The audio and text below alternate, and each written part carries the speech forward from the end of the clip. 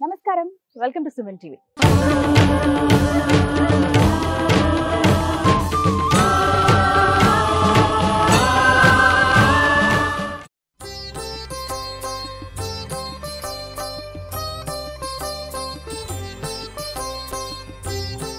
అత్యంత అరుదుగా మనం చూసేటువంటి కల్పవృక్ష నారసింహ సాలగ్రామ దర్శనానికి నేను వచ్చేసానండి.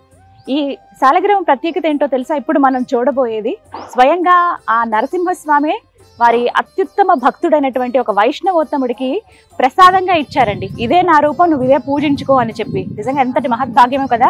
750 సంవత్సరాల క్రితం అందించినటువంటి ఆ సాలగ్రామాన్ని వారి వంశం వారు తరతరాలుగా వారిని రక్షించుకుంటూ కాపాడుకుంటూ పూజించుకుంటూ వస్తున్నారు. ఇప్పుడు మన భక్తులందరికీ కూడా దర్శనార్థం ఒక ఆశ్రమంలో పెట్టి పూజ చేస్తూ ఉన్నారు. నేను హైదరాబాద్ నుంచి మెయిన్ రావడానికి రీజన్ అదే. ప్రస్తుతం నేనున్నది భద్రాచలంలో. అగో ఆ రాముల వారి సన్నిధి దగ్గరే నేనున్నాను. ఆశ్రమం కూడా రాములవారి గుడి దగ్గర నుంచి ఒక 100 మీటర్లు ఉంటుందండి. ఒకటే దారి, స్ట్రెయిట్ రోడ్డు. అహోబిల మఠం అని మనకు కనిపిస్తుంది రామాలయానికి వస్తూ ఉంటే. అక్కడే మనకి కుడి వైపున కనపడుతుంది. ఆశ్రమం పేరేంటంటే గోవింద కల్పవృక్ష నారసింహ సాలగ్రామ ఆశ్రమము. మరి ఇంకా ఒకసారి వెళ్ళి దర్శించుకుందామా? నాకు ఎప్పుడెప్పుడు ఆ మూర్తిని చూడాలన్న కోరికగా ఉంది, మీ అందరికీ కూడా చూపించాలని ఉంది. ఆలస్యం చేయదు, మరి వెళ్దామా? రండి.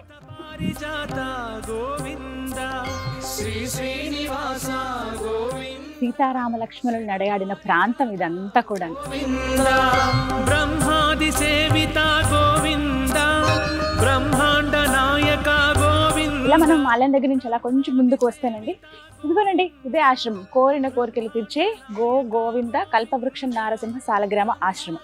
వెళ్ళిపోదామా మరి? స్వామిని దర్శించుకుందామా? రండి. బ్రహ్మాండ నాయక గోవింద నరసింహ శ్రీనివాస గోవింద. అంత ఎండలోంచి ఒక్కసారి ఆశ్రమంలోకి స్వామి సన్నిధిలోకి రాగానే హాయిగా అనిపిస్తుంది మనసంతా. ఓ, ఇక్కడ గోవులు ఉన్నాయి, గో సంరక్షణ చేస్తున్నారు.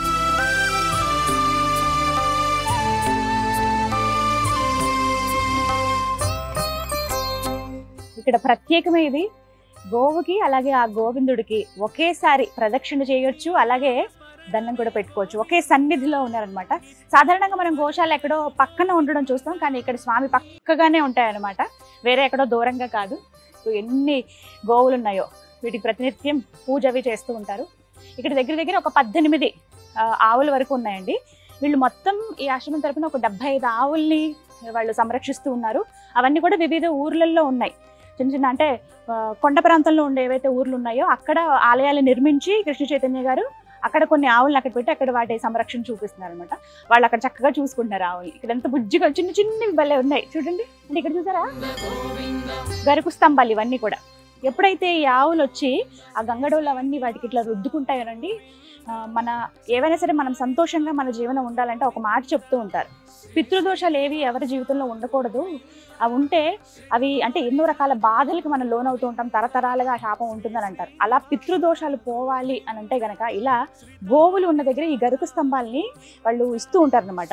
వాళ్ళు ఆ స్తంభాలని వాళ్ళే చేయించి తీసుకొచ్చి ఇక్కడ ఇవ్వచ్చు భక్తులు, లేదంటే వీరికి చెప్పేస్తే వీళ్ళు ఎక్కడి నుంచి తీసుకొచ్చి ఇక్కడ ప్రతిష్ఠిస్తారు. ఆ స్తంభాలు ఏవైతే ఉన్నాయో వాటికి వచ్చి అవి రాసుకున్నప్పుడు ఎన్ని వెంట్రుకలు అయితే రాలతాయో ఆ ఆవు నుంచి అన్ని బాధలు, అన్ని వారు ఏమైనా తప్పులు చేసిన ఏమైనా దోషాలు ఉన్నాయి ఇవన్నీ కూడా నివారణ అయిపోతాయి అన్నమాట. అది ఎంత మహద్భాగ్యమే కదా. మనం సాధారణంగా మనం చేయలేనిది ఆ గోవులోనే సకల దేవతలు కొలువై ఉంటాయని చెప్తారు. ఆ గోవు ద్వారా మన పితృదోషాలు ఏవైతే ఉన్నాయో అవన్నీ పోతాయి అన్నమాట.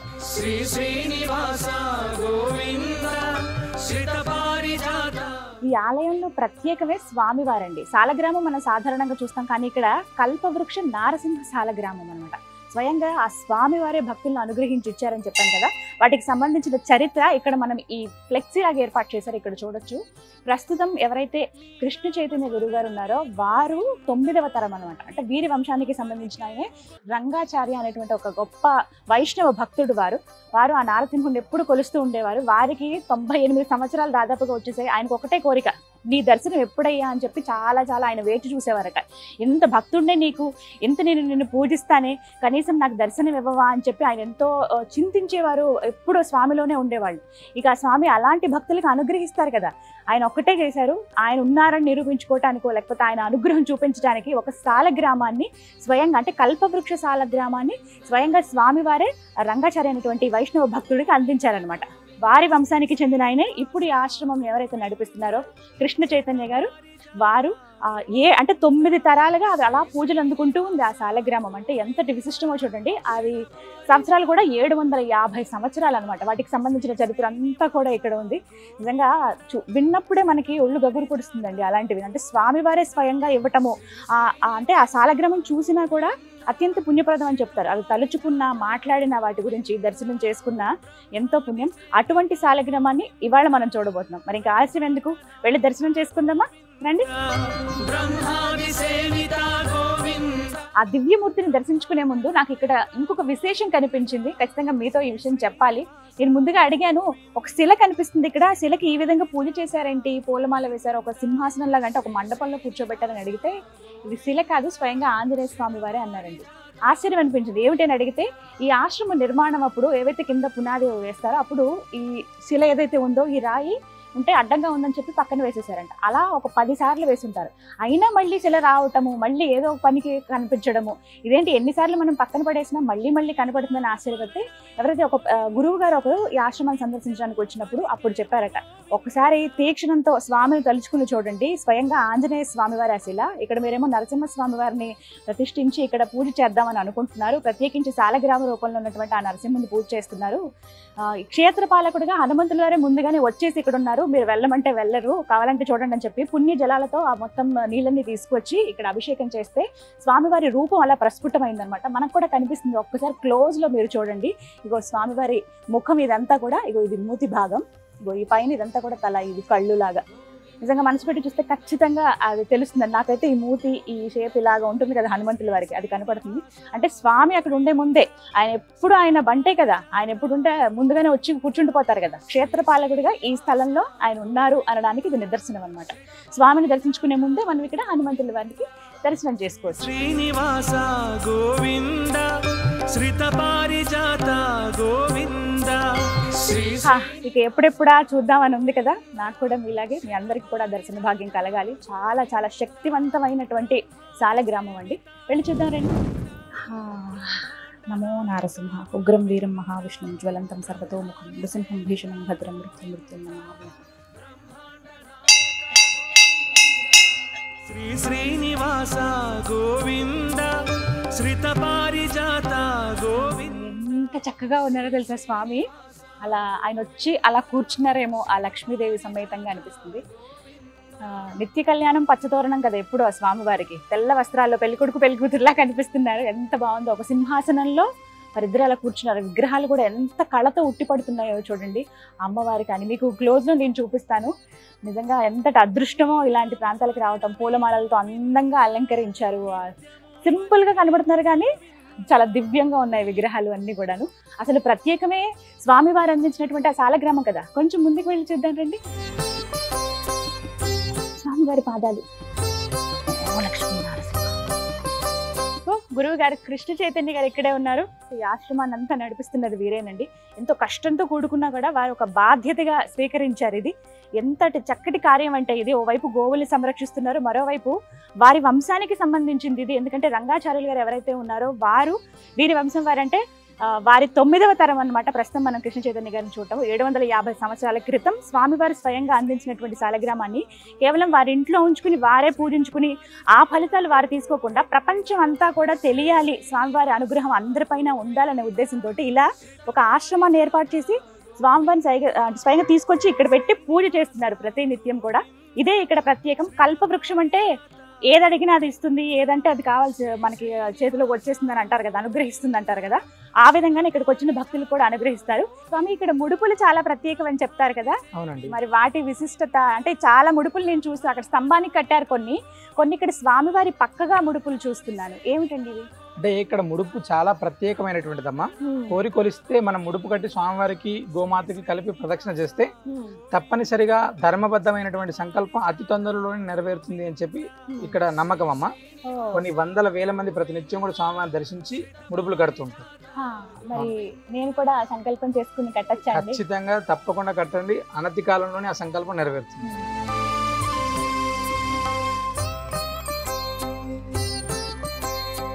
ఈ కల్పవృక్ష నారసింహ సాలగ్రామ ఆశ్రమంలో విశేషం ఏంటి అని అంటే చాలా ప్రత్యేకంగా చెప్తారు. ముడుపులు ఎవరైతే ముడుపులు కడతారో వారి కోరికలు ఖచ్చితంగా నెరవేరుతాయని, అలా వచ్చి మళ్ళీ దర్శనం చేసుకున్న వాళ్ళు కూడా చాలా మంది ఉన్నారని. ఇందాక నేను అనుకున్నాను ముడుపు కడదామని చెప్పి, ఎలా కట్టాలి ఏంటనేది గురుగారు మాటలో ఉందాం. గురుగారు తప్పకుండా అంటే ఒక పసుపు వస్త్రం, ఎర్రటి వస్త్రంలో కొబ్బరికాయ పూర్ణ ఫలాన్ని మనం అందులో ఉంచి ఒక 108 రూపాయల డబ్బుని అందులో చేర్చి, మనం ఏదైతే మన సంకల్పం ఉంటుందో మన గోత్రనామాలన్నీ కూడా ఒకసారి చెప్పుకొని సంకల్పం చేసుకొని గోమాతకు, స్వామివారికి ఈ రెండింటికి కూడా కలిపి 9 ప్రదక్షిణ చేసిన తర్వాత ఆ ముడుపుని భగవంతుడికి సమర్పించడం అనేటువంటిది ఒకటి. ఇదే ముడుపు ఇక్కడ ఒక రోజు రాత్రి అంతా కూడా స్వామివారి దగ్గర ఉంటాయి. మరుసటి రోజు అక్కడ నృసింహ స్తంభానికి మనం ఆ యొక్క ముడుపుని కట్టేస్తాం. అలా కట్టినటువంటి ఆ ముడుపుని అమావాస్య ముందు రోజు దాకా ఉంచుతామమ్మా. అమావాస్య రోజు ఆ ముడుపులన్నీ కూడా మొత్తం విప్పేసి అందులో ఉండేటువంటి పూర్ణ ఫలం ఏదైతే కొబ్బరికాయ ఉంటుందో ఆ కొబ్బరికాయని మనం మహాలక్ష్మి హోమం చేస్తాం. ప్రతి అమావాస్య రోజు ఆయుష్ హోమం, సుదర్శన హోమం చేస్తారు. వీటిని సమిధలుగా ఆ కొబ్బరికాయలన్నింటినీ కూడా మనం హోమంలో సమర్పిస్తాం. అందులో వేసేస్తారు, ప్రతి ఒక్క కొబ్బరికాయని అందులో వేసేస్తారు. మరి నేను కూడా తప్పకుండా కట్టండి. ఇదిగోండి, మీరు కూడా ముడుపు కట్టండి. గోవింద బ్రహ్మాది సేవిత గోవింద బ్రహ్మాండ నాయక గోవింద శ్రీ శ్రీనివాస గోవింద శ్రిత పారిజాత గోవింద శ్రీ శ్రీనివాస గోవింద శ్రిత పారిజాత గోవింద.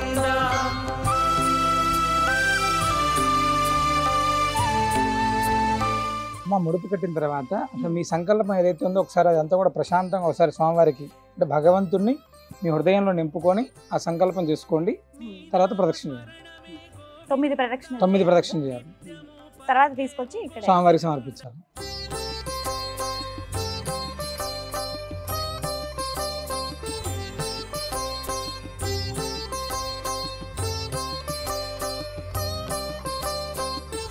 ముడుపైతే కట్టేశాను. మనం 9 ప్రదక్షిణలు చేయాలి. గోవుకి అలాగే గోవిందుడికి ఒకేసారి ఇక్కడ ప్రదక్షిణ చేయొచ్చు అనమాట. మొత్తం 9 ప్రదక్షిణ చేద్దాం.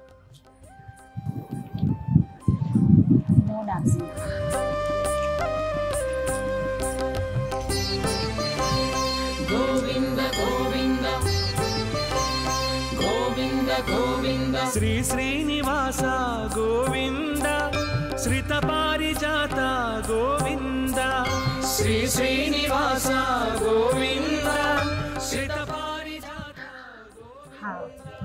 శ్రీ శ్రీనివాస గోవింద శ్రిత పారిజాత గోవింద. స్వామి పూర్తయింది ప్రదక్షిణ. గోవింద శ్రిత పారిజాత గోవింద బ్రహ్మాది సేవిత గోవింద బ్రహ్మాండ నాయక గోవింద బ్రహ్మాది సేవిత గోవింద బ్రహ్మాండ నాయక గోవింద శ్రీ శ్రీనివాస గోవింద శ్రిత పారిజాత గోవింద శ్రీ శ్రీనివాస. ఇలా నేను ఇచ్చినటువంటి ముడుపు ఏదైతే ఉందో సంకల్పం చెప్పుకొని ఆ ముడుపుని ఇక్కడే రాత్రంతా స్వామివారి దగ్గరే ఉంచుతారు. ఆ తర్వాత తీసుకువెళ్ళి నృసింహ స్తంభానికి దాన్ని ఇలా కట్టేస్తారన్నమాట. ఆ స్తంభం కూడా చూపిస్తాను కదండి.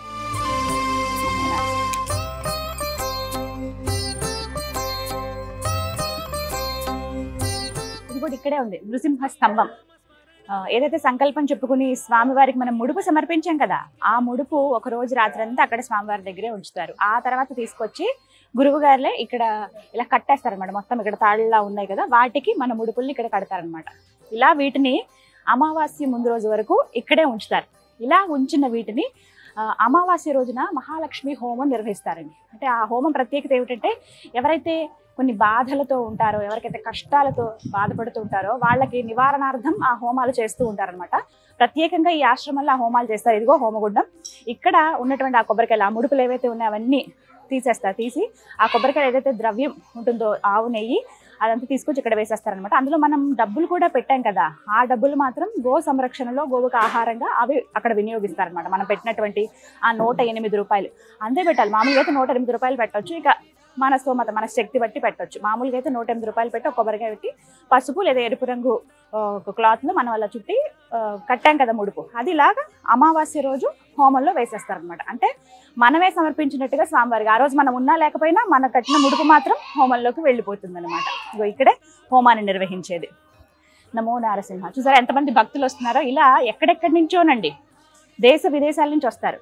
అంటే వాళ్ళ చుట్టాలు ఎవరైనా, ఇప్పుడు వాళ్ళ రిలేటివ్స్ లేకపోతే వాళ్ళ ఇంట్లో వాళ్ళు ఇక్కడ ఉన్నారనుకోండి, చుట్టుపక్కల ఎక్కడైనా, లేకపోతే మన తెలుగు రాష్ట్రాల్లోనూ ఇండియాలో ఉన్నారనుకోండి, అమెరికాలో లేకపోతే సింగపూర్లోనో లేకపోతే యూరోప్లోనో ఉన్న వాళ్ళ పేరు మీద ఇక్కడ వాళ్ళు సంకల్పం చెప్పుకుని ముడుపు కడతారు. వాళ్ళు ఆన్లైన్లో కూడా రావచ్చు, చూపిస్తారు, వాళ్ళ సంకల్పం చెప్పొచ్చు, వాళ్ళ పేరు నామగోత్రం ఇవన్నీ అర్చన చేస్తారు. చేసిన తర్వాత ఆ ముడుపుని వీళ్ళ పేరు మీదుగా అయ్యగారులే కడతారన్నమాట. అలాగ కట్టి వాళ్ళ కోరికలు నెరవేరి అమెరికా లాంటి దూరదేశాల నుంచి కూడా వచ్చి ఇక్కడ మళ్ళీ స్వామివారి దర్శనం చేసుకునే సందర్భాలు కూడా ఉన్నాయి. అంత శక్తివంతమైన దివ్యమైనటువంటి సాలగ్రామ మూర్తి అనమాట ఆ స్వామివారు. ఏ కోరికైనా సరే ఖచ్చితంగా నెరవేరుతుంది, అది 40 రోజుల్లోనే ఆ ఫలితం చూస్తాము అని చెప్తున్నారండి ఇక్కడ. నేనైతే ముడుపు కట్టాను, అది నా సంకల్పం, స్వామి పైన నా భక్తి అది. సో చూస్తున్నారు కదా, చాలా మంది భక్తులు రాముల వారి దర్శనానికి వస్తారండి. అలా రాముల వారిని దర్శనం చేసుకుని ఆ తర్వాత కల్పవృక్ష సాలగ్రామం కూడా, అంటే ఆ నారసింహుని కూడా దర్శనం చేసుకుని, ఎవరు కూడా పస్తులతో వెళ్ళిపోకూడదు. నా బిడ్డలుగా వచ్చిన వాళ్ళు మన ఇంటికి ఎవరైనా వస్తే ఆహారం పెడతాం కదా, అదే ఉద్దేశంతో స్వామివారి అన్న ప్రసాదాన్ని ఇక్కడ ఉచితంగా అందిస్తూ ఉన్నారండి. ప్రతి నిత్యం ఇక్కడ వందల మంది భోజనం చేసి వెళుతూ ఉంటారు. అక్కడే ప్రస్తుతం మనం ఉన్నాము. కొంతమంది ఇక్కడ, అలాగే ఇంకొక హాల్, పెద్ద హాల్ మనం చూస్తాము, అక్కడ కూడా భోజనం చేసి వెళ్తారు.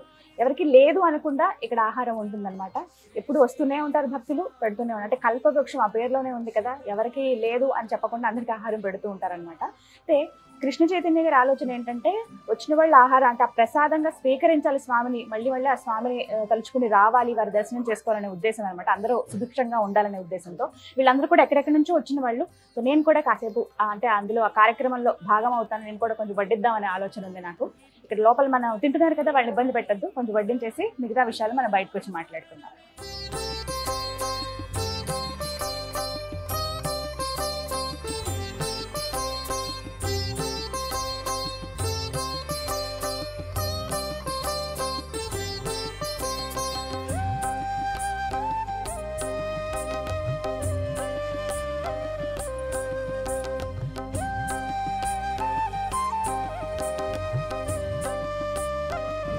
స్వామివారి అన్నప్రసాదం ప్రతినిత్యం 500-600 మంది భోంచేసి వెళ్తూ ఉంటారు. చెప్పా కదా, ప్రత్యేకమైన సందర్భాలు ఉన్నప్పుడు ఉత్సవాలు అవి జరుగుతుంటాయి రాముల వారికి. అలాగే ఇక్కడ నరసింహస్వామి వారికి ఏమైనా కార్యక్రమాలు జరుగుతున్నాయి, ప్రత్యేకమైన పూజలు జరుగుతున్నాయి అన్నప్పుడు వేళల్లో వస్తూ ఉంటారు.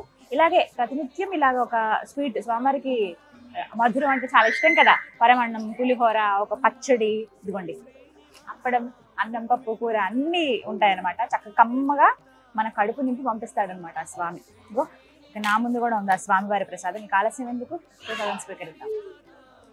నమో లక్ష్మీ నారసింహ. బ్రహ్మాండ నాయక గోవింద, బ్రహ్మాది సేవిత గోవింద, బ్రహ్మాండ నాయక గోవింద, శ్రీ శ్రీనివాస గోవింద. అంత కమ్మగా ఉంది తెలుసా, అద్భుతం అండి పరమాన్నం అయితే. శ్రీనివాస గోవింద, శ్రిత పారిజాత గోవింద. మీరు కనుక భద్రాచలం వస్తే, రాముల వారి దర్శనానికి వస్తే ఖచ్చితంగా ఈ కల్పవృక్ష నారసింహ సాలగ్రామ మూర్తిని కూడా దర్శనం చేసుకోండి. ఇక్కడ స్వామివారి ప్రసాదాన్ని కూడా స్వీకరించండి.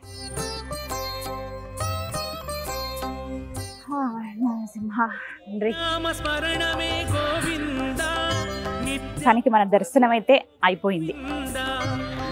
నిజంగా ఎంత సంతోషంగా ఉందంటే, స్వామివారిని చూసినందుకు మనసంతా నిండిపోయింది. అలాగే నా ఆకలి కూడా తీరిపోయింది. ఎందుకంటే స్వామివారికి కమ్మటి భోజనం పెట్టారు. ఎంత రుచిగా ఉండారో తెలుసా. చాలా శుభ్రత ఇక్కడ పాటిస్తూ ఉన్నారండి. అందులోనూ ఇంతమందికి అంటే ప్రతినిత్యం భోజనం పెట్టడం అంటే కత్తి మీద సామేది, కానీ అది అలా కంటిన్యూ చేస్తున్నారు కొన్ని సంవత్సరాలుగా. మీలో ఎవరైనా ఇలా స్వామివారికి మేము అన్నదానానికి సంబంధించి ఇద్దాం అనుకుంటున్నాం, డబ్బులు డొనేట్ చేద్దాం అనుకుంటే కనుక ఇవ్వచ్చు. మీకు నెంబర్ కూడా వెళ్ళి ఆశ్రమంలో డిస్ప్లే చేస్తాను. కృష్ణ చైతన్య గారు ఏదైతే కార్యక్రమం చేస్తున్నారో, ఆయన సంకల్పం ఏదైతే ఉందో వారికి మనం కూడా తోడుగా నిలుద్దాం. ఎందుకంటే చిన్న చిన్న కార్యక్రమాలకి మనం అంతంత లక్షలు ఖర్చు పెట్టి ఇంట్లో ఎలా చేస్తూ ఉంటాం. దాని బదులు దైవ సంకల్పంగా భావించి ఇలా చేస్తున్న వాళ్ళకి సహాయం చేస్తే మనం కూడా ఒక చేయూతనిస్తే ఇంకా బాగుంటుంది. నా వంతుగా అయితే నా ప్రయత్నం, నా అంటే స్వామికి ఇది నేనేదో అంటే దానం ఇస్తున్నాను అన్నట్టుగా కాదు, కానీ ఇది నా వంతుగా స్వామి నాకు ఎంత ఇచ్చినందుకు ఆయనకి నేను కృతజ్ఞతగా ఇద్దామని నేను కూడా నిర్ణయించుకున్నాను. అలా మీరు ఎవరన్నా ఇవ్వదలుచుకుంటే, సంకల్పించుకుంటే స్క్రీన్ మీద మీకు వారికి సంబంధించిన నెంబర్స్ ఇస్తాను. అలాగే అడ్రస్ కూడా కరెక్ట్గా ఇస్తాను, క్లియర్ అడ్రస్ ఇస్తాను. మీరు వచ్చి ఫస్ట్ ఆ సాలగ్రామ మూర్తిని దర్శనం చేసుకోండి, మీ కోరిక చెప్పుకోండి, ఖచ్చితంగా నెరవేరుతుంది. భద్రాద్రి రాముల వారి చెంతనే ఇక్కడ నరసింహస్వామి కూడా సాలగ్రామ మూర్తిగా కొలువై ఉన్నారు. మీ అందరికి కూడా ఆ స్వామి కృప ఉండాలని కోరుకుంటూ ఇది వాళ్ళ వీడియో. నమస్కారం.